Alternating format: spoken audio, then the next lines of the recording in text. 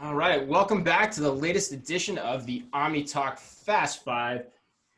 It is May 28th, 2020. Man, there is a lot of craziness going on out in the world right now, and it's with sad news too. We just learned here at Omni Talk, one of our good friends and a follower of ours passed away suddenly this week. Amy Grabo and her 16-year-old daughter died unexpectedly in a car accident.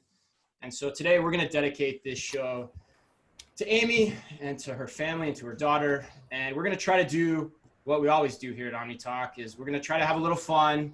We're going to try to give us all a little bit of a break to the end of the week, talk about the serious headlines in the world of retail, but also do it in a way that's our signature, which is having a little, as much fun with it all as we possibly can. So we've got a special show today. I'm excited.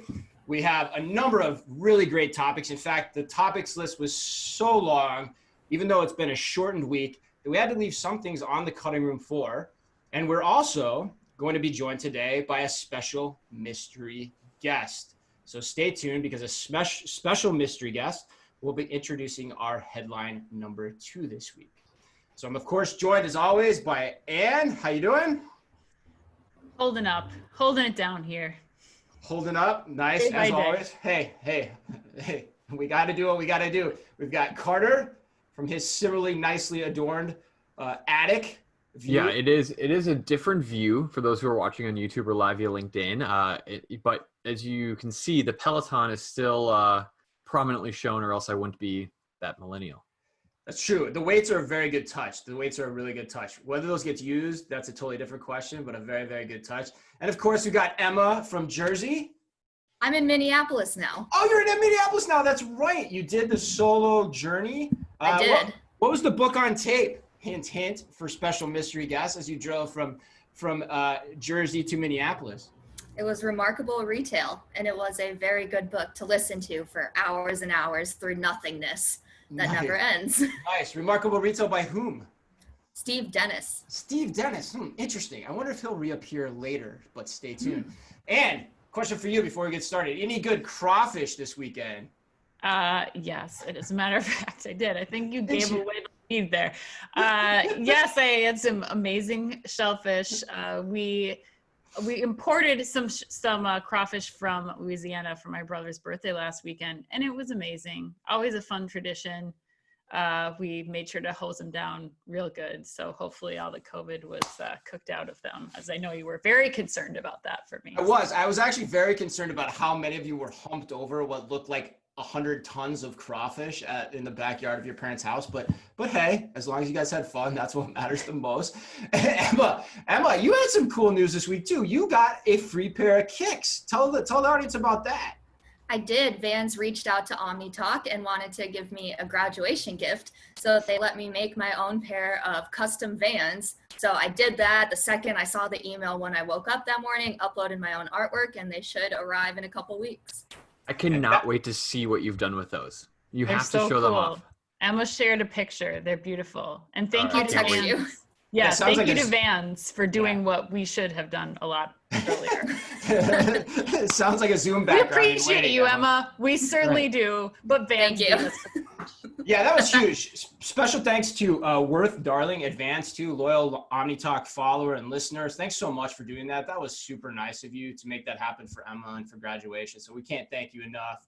And Carter, I don't know, like what the heck did you do this Memorial Day weekend? Whatever it is that you and millennials do. Just sat on my Peloton and wore a lot of black. Did you wear a lot of black? Listened to my AirPods. Yeah. Did you?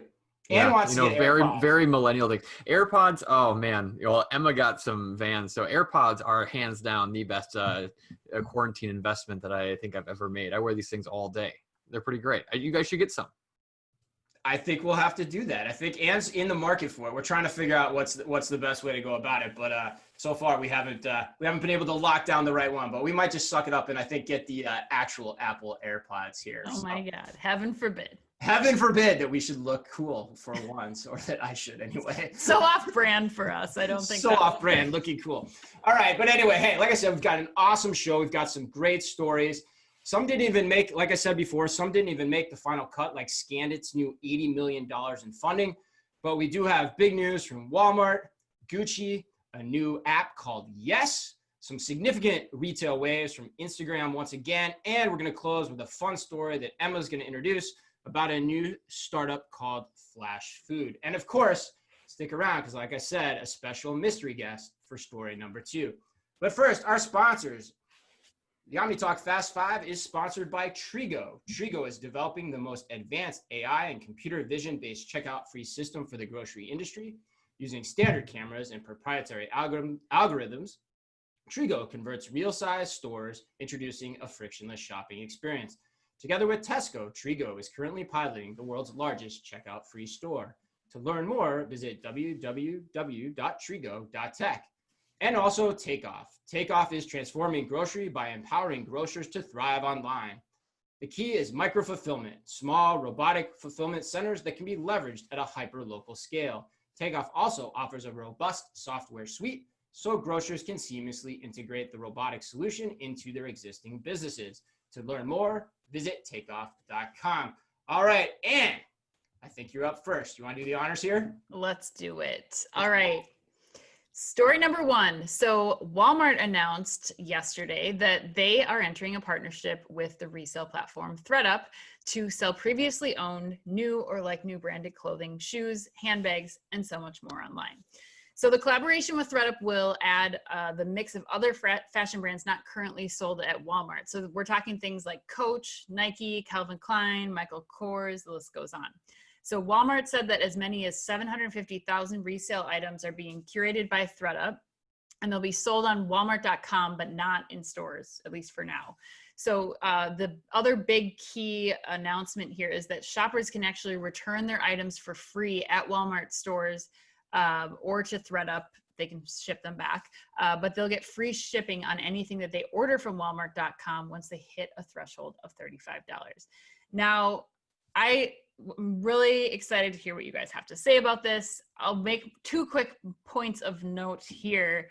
One, I will call out that when you're searching for these items, let's just put it in the perspective of somebody who is looking for a black dress to wear to a wedding that they will not be going to this summer. If you type in black dress in the walmart.com search bar, you're served up everything that Walmart sells at Walmart or with any of their partners. However, right now you don't have access to the ThredUp product. You have to go to walmart.com/ThredUp to get access to any of those 750,000 items. And so my whole thing with this right now, the way that I guess I'm thinking about this is that this is a good move down the road for Walmart, but until you can really put that search term in the Walmart search field and you can have side by side the Walmart product and then maybe something that's a little bit more expensive but made by a Calvin Klein or Michael Kors that might be a little higher quality product, this partnership is a little too flash in the pan for me. Point of clarification on that, Ann, too, because I'm curious. Like, what happens if you search Coach or something else, like in the Walmart search bar? How does that work from your estimation? I did not try that, so Okay. I will have to do that and see what happens specifically. But I searched a lot of different terms, Just more generic terms in that same field, and. I gotta imagine it'll attach it to it if it's within the assortment. So Emma, I know you love this. Yeah. Why do you love this? I think it's really cool because ThredUp, for the most part, has such affordable kind of used clothing, and it's giving so many people who probably don't have the access to the resale market, usually because it's primarily, like luxury resale that is hundreds of dollars for one thing. But this just gives so many people access to the resale community, and Walmart's a familiar brand for a lot of people. It's not like you have to go to an app to get things. Like, I think it's really cool that it makes it so accessible for pretty much anyone. Carter, are you buying or selling this? I think it's interesting. I'll be curious to see it. To Ann's point, right now the experience seems so disconnected on the .com that like really the benefit to the overall merchandise is not there. And I think that that's one of the keys to really finding the success with this. But back to what Emma was saying, I mean, we've talked a lot about this, is getting the ThredUp brand, getting the benefit, getting the products that they represent in front of the Walmart audience, which is massive, right? I think will be key here. And it'll be fascinating to see how that audience takes to some of these brands that might be like new or slightly used, and how it makes some of those products accessible to that audience. And I think it'll be fascinating to see. The drop-off thing, you know, I thought at first, like, maybe I'll be pumped about this, but it doesn't register as high on my list of importance. I think from my understanding, I've never done ThredUp myself, but I think, you know, the return process is pretty easy from a return label perspective. And so, you know, unless you're a normal Walmart customer, which I think maybe a lot of these new audience members will be, and you could simply return it on your normal Sunday afternoon trip to Walmart, I don't think it's as revolutionary. It's nice to have. Yeah, and we'll see. I mean, ThredUp's done a lot of in-store partnerships too. We'll see if that's down the line, some type of play here as well, especially with everything going on. But Ann, you're still kind of shaking your head here. Before you go though, you have been on this role of like dismissing the tech after day one for like, I think it's been the last like 3 weeks, but like that'll change. What's going through your head? I guess my problem is not even talking about what the future state is or what's on the roadmap for these types of things. They're getting so much credit for all these partnerships when it's still a tech, like, I don't know. There's still a lot to prove out to make this worthwhile. And one, like, I get that you're getting exposure to the Walmart customer, but what difference does it make? Why are they not just going to ThredUp right now? Like, what benefit are you giving them besides the $35 shipping threshold of like, the user experience that is not there for me yet, outside of, I think the returns process is actually the benefit here, because you have, 4,000 some Walmart locations that, especially for people who are new to buying resale, if they get something and it's not how they want it, to be able to go to their local Walmart and return it, like Carter said, on a Sunday afternoon. I think that is the biggest benefit that I see from this partnership right now. But then I worry about what happens to that product. Like, what happens to the Walmarts all over the country that suddenly have this influx of like ThredUp returns? What are they going to do with them? And how much does it cost to ship them back to a ThredUp warehouse and back and forth and all over? Well, ThredUp has that problem regardless, so that it actually might help consolidate it to some degree. But I think the thing I would say here though too is, let's not forget, it's funny that you guys don't love this. I think this is like one of the best things Walmart has done in the last 2 or 3 years. What? Yeah, no, I'm serious. I emailed their PR team this morning and said, I think this is awesome. Here's why. Oh. Okay. 750,000 items. That is a ton of items. Think about how e-commerce works. E-commerce is a search game. So when you can now finally, which Walmart has never been able to do, capture the search terms like Coach, Nike, Calvin Klein, etc., that makes a huge difference. And 750,000 items, that's a lot of items to catch with that net. It's not that different than what they tried to do with the Moose Jaw acquisition. Remember that fiasco? They were like, let's buy Moose Jaw. We can get access to all these high-end brands that we couldn't get before. And then they tried to put Black Diamond on their website. Everyone got pissed. They had to take it down. It was a total fiasco. But now they figured out a way through ThredUp to get all the aspirational brands that they otherwise wouldn't have, and to do it at a value in a way that works for e-commerce, with potentially the option of going into stores down the line. And there's no drawback or fallback, because the brands can't do or say anything to Walmart about it, because their ThredUp is already operationalized how this happens day in and day out, and it already has their ties with their customer around all of this. So to me, I think this is great. Moose Jaw stuff, you can search, it returns. When you search a dress on there, a black dress again, Moose Jaw's product shows up in the Walmart product feed. I agree, but you're thinking, of course it does, but you're thinking search through the Walmart portal. I'm talking about search through Google, where still 35-40% of everything happens. You're now catching more customers to the Walmart site than you ever would have before. And that's fair. And if anyone's searching that, no one ever searching that in the past has ever ended up on Walmart. Ever. So this to me is absolutely brilliant. All right, we agree to disagree. Again, there's a trend growing here. That JCP debate we had last week still hasn't stopped too. And look for a post in Forbes tomorrow about that, where I continue to take the argument of how that's an awesome idea. All right, I am excited. And are we ready to go? Our special guest is a consultant and keynote speaker on retail strategy and the future of shopping. He's also a colleague of mine, that he's another Forbes senior contributor.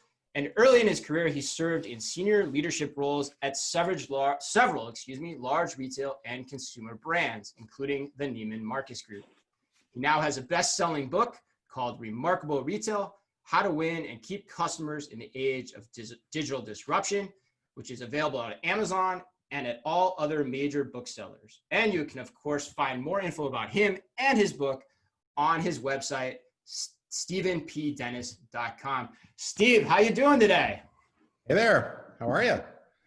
Good, man. It's good to see you. It's good to see you. How you keeping amid this coronavirus hectic world? You know, I'm doing okay, and I have the bickering on your show to keep me entertained. So we try to do it. We try to do it. I know you say that with love, Steve. I say that with love, and it's you know, it sort of reminds me of growing up. So it's nice. Did you grow up in a big family? I did not grow up in a big family, but I grew up in a bickering family. So, you know. Nice. Probably hence the writing style too that I imagine, because I think that comes through. It's hey, that's good as well. That's right. That's All right, Steve. Well, Steve's going to join us here. He's going to introduce headline number 2. And so, Steve, if you wouldn't mind, if you'd have the honors. Yeah. So this is an article from Business of Fashion about Gucci just left the fashion calendar behind. Who will follow? And I think the thrust of the article is basically they are moving away from fashion shows being 4 or 5 seasons a year, right? And separate men's and women's shows and all this kind of stuff. So blowing that up, and looks like they're going to be going to just 2 shows a year. And then there's also some sense that some of the markdown cadence and just how product deliveries get done are that's going to be rejiggered in the future. Yeah, Steve, we asked you specifically to come on and talk about this too, given your background. I mean, from your experience, like what's your take on this? Like, do you think this makes sense? Is it all it's cracked up to be? Is there anything people are missing here? I'm curious what you think about this whole thing. It's been in the media a lot. Well, my overall impression is that it's probably overdue. And it remains to be seen. I mean, I think the headline's great because the question is, will the rest of the industry follow? Because I think that will have a big bearing on the degree to which this really changes luxury as opposed to specifically what Gucci and maybe a couple of other brands do. But, you know, the thing about luxury, and there's a lot of great things about the luxury fashion business, but for the most part, when it comes to digital disruption, they've watched the last 15 or 20 years happen to them. They have not exactly been at the forefront of a lot of what's been going on in retail. Some of that for good reasons, you could argue. But, you know, if you think about fashion shows, when I got to Neiman Marcus in 2004, pretty much everybody, not me because I wasn't a buyer, but all the retailers were trudging off to Paris, New York, London, Milan several times a year. And there was this big production and all the press would be there and everything. And you know, it was incredibly expensive. Everybody's running around like crazy. So you had to, you know, in a way it's analogous to brick and mortar stores, right? There was no digital alternative. If you wanted to consume a fashion show, you had to get on a plane, go to a physical location, be there at a certain time to consume it. And then basically the rest of the world waited until Vogue or Women's Wear Daily or New York Times or whatever wrote about it and told you what happened and what you were supposed to like. But of course, over the last, you know, particularly last 10 years, not only is it inefficient to send so many people running around the world for 15 minutes of a fashion show that costs millions of dollars, but we've seen way more media choices come up, you know, all sorts of different fashion influencers, whether it's, you know, blogs, vlog, Instagram, now TikTok, you name it. Yeah. So the ability to understand what's going on in the fashion world is there's just so many more choices. They're much more timely. So this is, I think, becoming increasingly a relic of the past. And the other thing is, as a practical matter, you really don't, you know, a big retailer does not need to go to Paris to see what Gucci is offering, right? I mean, there's a marketing value to it, and there's a get everybody together, you know, like a conference sort of value to it. So I wouldn't say that's unimportant, but I really think it's something that's just continued to really use its utility. And like a lot of things we're seeing coming out of the COVID-19 crisis, it's just accelerating something that I think was inevitable. So maybe it might have hung on another couple of years if we didn't have the pandemic, but it's overdue. That's interesting too. Yeah, and I think part of what you're saying too, there's been a lot in the stories written too about just the sustainability impact of all that travel and that, what that does in terms of whether or not we need to be doing it. The part that's hard for me, I'm curious to get your take on it, is, and this goes back to my days at the Gap too, where I can remember before I started working there, I was always like, why is all this stuff come in at these different times? Like, it feels like, I should have the summer when it's the summer. But then I got in there and I started to see how consumer behavior actually happened, and how you buy the inventory, and therefore, how you have to clearance through it. Like, is the consumer actually ready for this in terms of the behavior they'll exhibit? Like, does the consumer really want less seasons, or do we just think that we do? And the follow-on question to that would be, and then what is the financial implications of that as we try to buy this, knowing full well that still the overwhelming majority of sales is still happens through physical locations? Yeah. I mean, well, first of all, I generally don't like to say the consumer, because one of the things I learned, particularly since I had customer insight reporting to me, even at a place like Neiman Marcus, we had some pretty discrete behaviors across different customer segments. So I think there absolutely is a large, high spending, passionate group of luxury spenders that are very locked in to the particular season, shop at a certain time. They follow the cadence that Saks and Barney's and Neiman's and other specialty stores have taught them over the years. But I think there are a lot of consumers that are either infrequent shoppers in luxury and fashion, or new to the category, that don't get it. This wear now phenomenon. If I see it because on Instagram or wherever I might see it, I want to buy it now, wear it now. So I think that's compressed a lot of what were maybe good reasons before that were just barriers, that those have eroded. And I think there's just a lot of pressure, probably because of fast fashion, for trends to go from the design phase to the rack much faster, right? So I think there've been a lot of forces that have been building that have just changed some of the historical dynamics. And then of course you have lots of other new competitors, not only some of these vendors getting into their own direct-to-consumer businesses, but Net-a-Porter and other online players that have an editorial point of view, as well as the ability to shop online. So I think it's just a lot that has gone on over the last 10 years that just kind of breaks up that monopoly. But there's still some underlying reasons, as you well know. I mean, some of this product takes a long time to produce and to fill the supply chain. So retailers do need to see product 5-6 months in advance of when it's going to hit the store, for some logistical reasons, particularly if it's produced overseas and has to come over on a ship or whatever. But a lot of things they can certainly buy much closer in, and there's kind of excess lead time in there that I don't think is really necessary anymore. All right. Well, unfortunately, Steve's got to go. He's got an appointment here coming up. Got to let him go for that. But Steve, tell us about the book real quick. Well, it so happens. Oh, nice plug. For those watching on YouTube. Yes. Hashtag shameless self-promotion, which is trending, at least on my posts. So just quickly, this book, people have asked me whether it would be a different book had I known that the pandemic was going to happen. And I'm sure there would be some things I would say differently. But the main point of the book is the need to be truly remarkable to win in this day and age. And a lot of that has to do with how digital has made so many things abundant.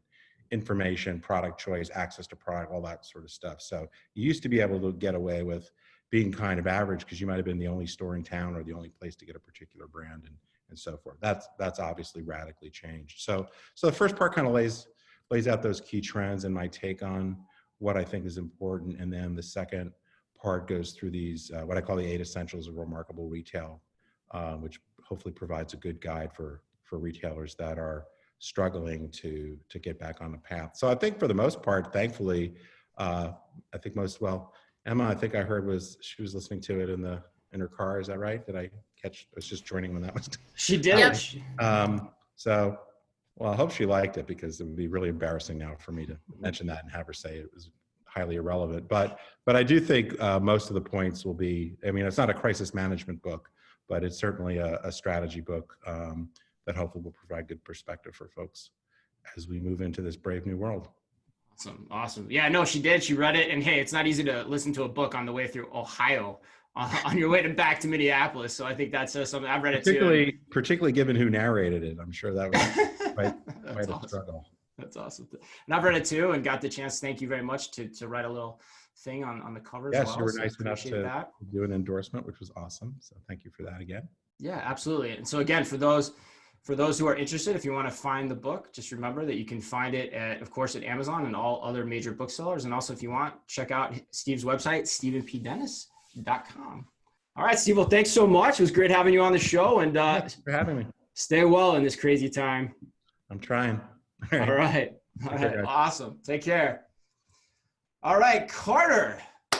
You guys gave me a story I had to follow. Steve Dennis? I know, man. That's on me? But it's all about fashion again, all about fashion in department stores. Take it home, all about fashion buddy. department stores. We're going to keep this thread going. That's right. We all know department stores are dying, but could this app replace them? Was the title of the Fast Company article where we got story number 3 from. So we've been talking a ton about department stores have been in decline for years, but COVID-19, like many things, has only accelerated the decline with bankruptcies, acquisition fights between mom and dad continue to fuel. But here's the thing. So enter a new app called The Yes. So the Yes is an app that was created by Julia Bornstein, who has incredibly impressive background. She comes from Nordstrom's, Urban Outfitters, Sephora, and most recently she was the COO of Stitch Fix. So the concept of this new app is that people are going to be able to browse different products all in one experience. And what's amazing about this whole thing, and I did it, even though it's only for women for now, I did the whole onboarding process. I picked some awesome styles, and the onboarding process is absolutely amazing. You go through photos of, do you like this, not this? Do you like this, not this? And their AI and machine learning, finally a great use of this technology that's user-focused or user-facing, creates a long list of recommendations that are tailored to the shopper's preference. So not only are you getting a feed of everything that not only you told them you would like, but what they think you might like based on the constant voting and input you're giving as a user. But the shopping experience is frictionless. I know Anne has actually a personal story about how she got in a little bit of trouble, but you simply click on a product that looks interesting to you, and within one click, you can actually purchase it and get it shipped to your house. So it's absolutely amazing. So currently, the app has over 150 brands, and that range is constantly increasing. So things like Madewell, Dolce & Gabbana are all things that are within the product assortment that may get recommended to you, and it's ultimately fun. So even if you're a guy who may not be into women's fashion, I still encourage you, download the Yes and try it out. It's really an experience that we have wished for and hoped for from a lot of digital experiences we've seen in the last couple of weeks. And I really believe that the Yes delivers on what we have all been anticipating. Wow. Okay. Big endorsement. Okay. So you like it from a UX perspective, especially. Okay. And you know me, Chris, nothing fancy. Like there's no bells and whistles. It's simple. Well, except for the Peloton sitting behind you, Carter. Yeah, right. You're not a sizzle guy. So I'm surprised because like, as I heard you talking, like here are the things that are going through my head. Like, okay, they make me take a survey. That's been around forever. Okay. You're going to say it's machine learning and AI based on the survey. Yeah. Yada, yada, yada. But let's go to the sources here. Emma, and you guys are probably the better ones to ask on this. Like what's your takes? Anna, why don't you go first? Well, I'm surprised to hear that Carter liked this app, because after our discussion, for me, when I read about this, and even after experiencing the app, I don't know why you need this app anymore now that Facebook Shop is a thing. Like are an Instagram shop. Well, right, one and the same. So I don't know that it's still going to hold value. I don't know that I need another app where I have to go through all of the hoops to say I like this or I don't like this, versus just getting things served to me based on things that I'm doing in my natural state. I'm liking this photo. I'm following these designers. However, Shopify's got their thing that we talked about a couple of weeks ago. Exactly. I mean, I think that unfortunately this app and its utility, as I don't think it's going to see the adoption that it wants once Facebook Shops comes to be, but it is really fun and it's really beautifully designed. I love that there's one checkout. You can buy from different designers. So unlike Shopify, what we talked about a couple weeks ago, it's one source. You can put a romper from one designer in, and I keep talking about rompers this time, and a trench from another retailer, and it's all done through Apple Pay. Like a true marketplace. True marketplace. So I guess if I was looking at this app, I would be knocking on the doors of my old Nordstrom people and being like, how can we make the Nordstrom.com shopping experience simulate this kind of app experience? Because that's where, to me, the value is going to come in, not as an independent app because I think there's not a need for it anymore. But Emma, So what did you think? There's something about this UX. Hold on a second. There's something about this UX then. Oh, that it's you guys sexy. like. It's a sexy app. Sexy UX, I like was not that disappointed about accidentally spending $1,200 on 2 items when I hit Apple Pay. Fortunately, we funded that in the time of coronavirus. Yes. Emma, what do you think? So I was so excited when that story came out and I was like, oh, this is so up my alley, but I hate shopping on it. Like Wow, it's okay. it has a beautiful design, but I totally disagree on the UX. You have to go through every single product and say yes or no and yes and no. And like in my mind, a department store, you get to look at all these things at one time. Whereas on the Yes, you can really only look at like 1 or 2 products at a time and you have to scroll and scroll this way. Then you got to scroll and scroll the other way. And I just thought I got so annoyed with saying yes and no. And like, it seemed to deliver me even like products that I disliked even more. And I just got so frustrated that I mean, it's still on my phone, but Yeah. As a final point on this, I want to combine the 2 pieces of feedback that you guys both gave, and you're both right, and it's both important. So, Anne, to your point, 100%, the Facebook and Instagram stories from last week are super close and tied together with this story. And who knows us better than Facebook or Instagram? No one. Facebook and Instagram know us better than we know our own selves. Yeah. And so, not only is that onboarding process eliminated, also to Emma's point, there is no actual input. You simply scrolling your Instagram feed and clicking on profiles and following friends and brands is enough data that Facebook and Instagram ever needs. And they're ultimately going to be able to over deliver in terms of the quality of product that you might like, because they do it millions and millions of times a second, and they've dialed it in. They have the user base, they have it all. And so in comparison to what could be a potential, or what the potential could be within Facebook and Instagram, this is nothing. And ideally, that also then would potentially wipe out Emma's concern, because you wouldn't actually have to give any input to Facebook and Instagram because they know where you are at all times. So do you still like it, or are you concerned? Would you have invested $30 million? I would have not invested my money into it. No, that is a good point. Do I like it still? Yeah, I really do like it, because I think that we have been looking for a browsing experience that could emulate a department store forever. And Shopify let us down 3 weeks ago, right? Like we thought that was going to be it. Wasn't, right?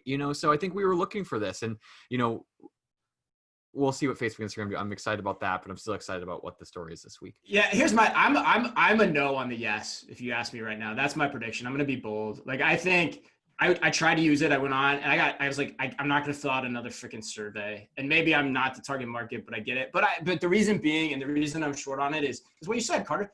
Facebook and social media already knows all that stuff about me. I don't have to do any of that. And a lot of how you're describing it sounds exactly like fancy, but with like a little bit of a different UX. Like it's not something special. So yeah, it's a marketplace, cool, but like I just think there's better things on the horizon that are coming that are going to make this a pretty damn uphill battle.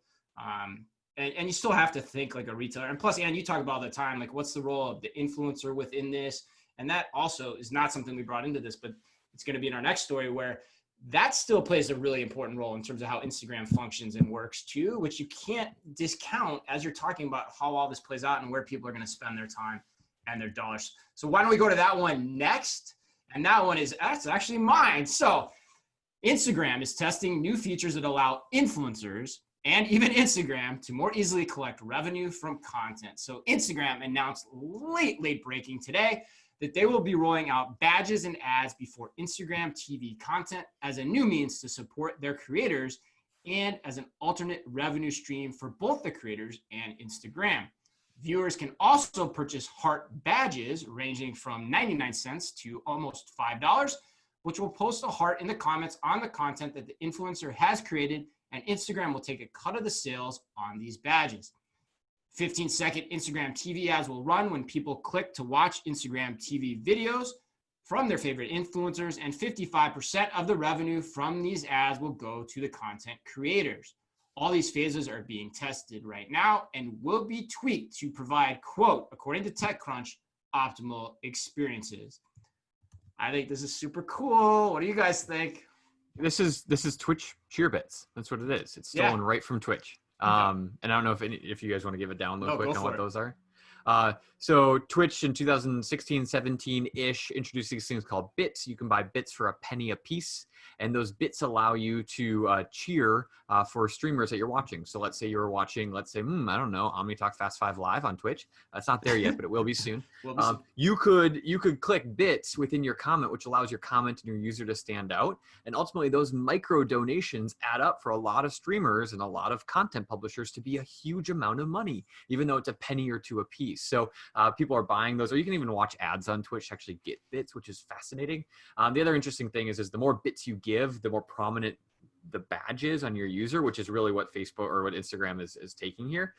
So it's just fascinating, the crossover. I think I love it. I think it's really cool. And by the way, I was like some of the revenue on some of these new sites like TikTok and everything. It's ridiculous how fast it's growing. But yeah, go Emma. What do you guys think? Go ahead, Emma. I think it's cool. I mean, why not? Yeah. Like, that's really my opinion. Why not? Takes a page from YouTube too. That's something we haven't talked about either, you know? What I think is interesting is when we're taking from the last story of the role that influencers will now play, or I guess what this unlocks for them. Now influencers, there's no reason now with the amount of money that can be made, it's not just based on sponsorships, they can actually be collecting significant amounts of revenue from both the ad spend and from their individual followers. There is no reason that we're not going to start to see more influencers replacing the role of buyers or being that authority on product. And so I think this is just going to start fueling some of those revenue streams for these influencers to go on and do many other things. And so I think it's smart on Facebook's, smart on Facebook and Instagram's part, and smart for keeping good content there.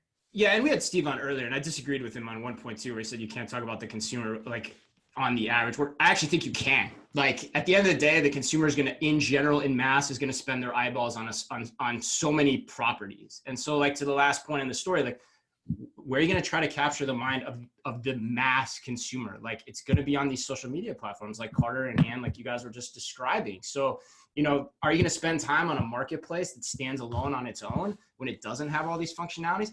That seems like a really hard sell for me. All right, Emma, let's close this out. All right, story number 5 is that the Giant company is targeting food waste with a pilot of the Flash Food app. The Flash Food mobile app helps cut down on food waste in stores by enabling customers to buy near expiring products at a discount. Giant said shoppers using the app can purchase fresh produce, meat, deli, and bakery items close to their best before date at significantly reduced prices. And they're going to test the app at 4 of their Pennsylvania locations. And so, you know, food waste is a really big issue that so often just really gets brushed under the rug. And it's really great to see another really large grocer taking a stand for it and seeing if they can make that commitment. And we saw a few months ago, Meijer did the same thing where they piloted in a couple of stores and had a ton of success and plan to roll it out nationwide. And what I think it really shows is that like it actually did cut down on food waste, and more importantly, people are just willing to try it. And that's a big hurdle that I think come in with grocery stores and apps a lot of the times, that people just don't want to try, but they were actually successful and got people doing it. So I think it's great. Yeah, I love this. I think there was a story about this, I swear, years ago, back when we were in our infancy of the Fast Five, and I forget really it sounds really familiar, but I love the concept of this. I think the onboarding, Emma, to your point, is like, how do you get people to use it? But I mean, if the discounts are steep enough, like this app could drive a value that most other apps on your home screen wouldn't. If I could go in and say, I'm going to get some really great food at a really discounted rate just because it's close to expiration date, I think that'd be a huge driver to download an app. You know, I've downloaded a lot more for a lot less. And I think that is the truth of it. So if we can figure out how to do this, the other thing I've seen before is using the paper or OLED, I think it's OLED, or I forget what the actual technology is, but have variable pricing on things. So as the product ages, you know, the dynamic digital price tag actually starts to lower. Now that brings on a whole list of point of sale issues to a degree, but you can account for those as well. I just think there's a lot of room for innovation around this. And I think it's a fun category to play in.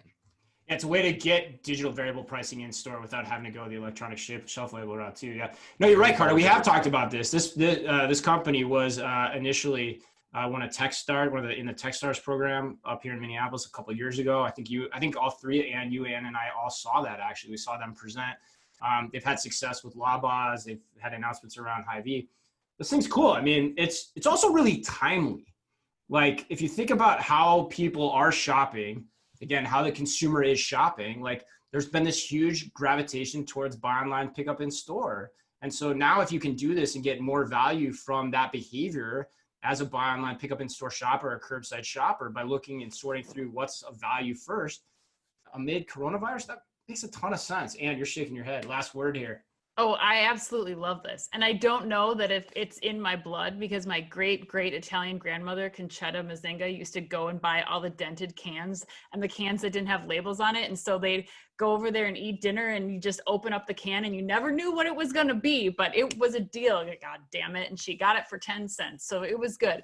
But I love this idea so much. This might be one of the best things that I've seen. Plus, you know who's doing this? Hy-Vee. So talk about a reason to come to a store in the first place. Now I've got Hy-Vee where I can get my severely discounted, whether that's meat, that it's everything in the store. So it's not just the, the meat thing that you're seeing, but this is a reason for me to choose a place like Hy-Vee. I can get my kids' shoes at DSW. I can get dinner for the family, and I can save a whole ton of money and pick up the other, 15 things on my list. So I love it. Maybe all that discount clearance fashion merchandise that's still sitting there in all these stores too that no one's bought yet, to our previous conversation, right? That's a great point. I never even thought about it. The one reservation I've always had with this is that it seems easy to copy. And so that's why I've been surprised that we haven't seen just more retailers try to do this on their own, but maybe there's a special secret sauce there that I don't know, but I'd love to learn more about. So I think that's a key point. But the other thing too, if you remember back to that Techstars presentation, this thing started with a social purpose. I mean, his inspiration was, I think he was living above, I don't remember exactly, but it's something along these lines of he was living above a restaurant. He just saw how much food was getting thrown away. Mm-hmm. So how could he make a difference in the world? And he came up with this. And it's a great idea, and it seems incredibly timely right now. So again, a lot of times luck can go in your favor if you're working hard and you make your own luck. So kudos to, I think, Josh Dominguez, CEO of Flash Food as well. So, all right, well, that was an awesome show. Thanks to everyone. Let's wrap it up. Thanks to our special guest, Steve Dennis. Remember to check out his book, Remarkable Retail: How to Win and Keep Customers in the Age of Digital Disruption, now on Amazon. And a special thank you to everyone out there, to all of you. Every one of your likes, your shares means so much to us each and every week during these times, and we cannot thank you enough.